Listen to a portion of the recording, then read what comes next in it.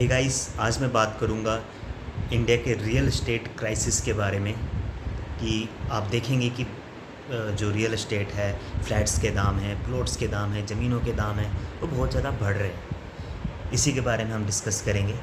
Video start करने से पहले आपसे रिक्वेस्ट रहेगी कि मेरे चैनल को सब्सक्राइब ज़रूर करें, सो दैट मैं और अच्छे वीडियोस आपके लिए लेकर आऊँ। स्टार्ट करते हैं। रियल एस्टेट क्राइसिस ये एक ऐसा क्राइसिस है जो अ, बहुत ही बड़े लेवल का है। मीन्स एक आम इंसान जो है घर खरीद ही नहीं सकता। एक फ्लैट खरीदने के लिए उसे तकरीबन 11 से लेके 15 साल तक के का पैसा जो है वो खर्च करना होगा, तब जाके वो फ्लैट खरीद सकता है। इवन अगर वो कोई नॉर्मल बंदा फ्लैट खरीदने के बारे में सोच भी रहा है तो डाउन पेमेंट करनी पड़ती है, तो वो करना भी मुश्किल है। मीन्स कि 40% या 50% डाउन पेमेंट करनी पड़ती है, तो बंदा वो भी नहीं कर पा रहा है। कुछ हद तक इसका कारण जो है वो ये है कि फ़्लैट्स की अवेलेबिलिटी इंडिया में इतनी है नहीं।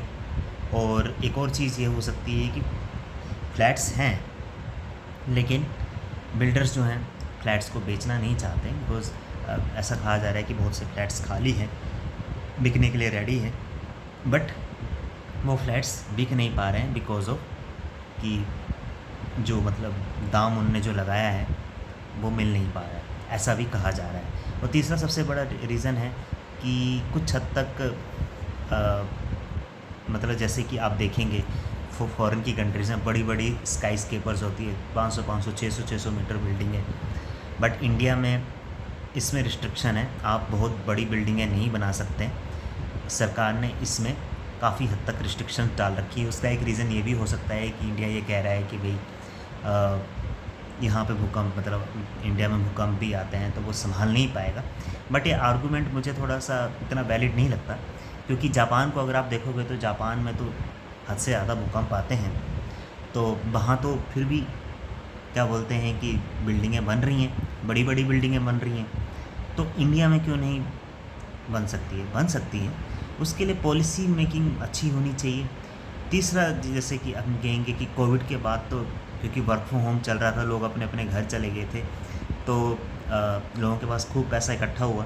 तो जब लोगों के पास पैसा इकट्ठा हुआ, तो जब लोगों ने फ्लैट खरीदने की कोशिश की, जब लोगों के पास अच्छा खासा पैसा हो गया, तो डिमांड बहुत ज़्यादा बढ़ गई। तो यही है कि भाई डिमांड बहुत ज़्यादा है, लेकिन सप्लाई फ्लैट्स की बहुत ज़्यादा कम है, जिस वजह से लोग फ्लैट्स खरीद नहीं पा रहे हैं। और दूसरा, जैसे कि ब्लैक मनी की प्रॉब्लम तो है ही, कि लोग जैसे कि अब जैसे मान लो 1 करोड़ का अगर आप फ्लैट लेते हो तो उसमें 15-20% आपको टैक्स देना पड़ता है। तो इसमें करप्शन भी है कि लाइक जो बिल्डर बोलेगा कि भाई आप 40 लाख कैश में दे दो, बाकी आप 60 लाख जो है ऑनलाइन पेमेंट करते हैं। तो इस हिसाब से करप्शन भी है रियल एस्टेट में। तो ये सबसे ज़्यादा ज़रूरी है कि रियल एस्टेट के करप्शन को ख़त्म किया जाए, और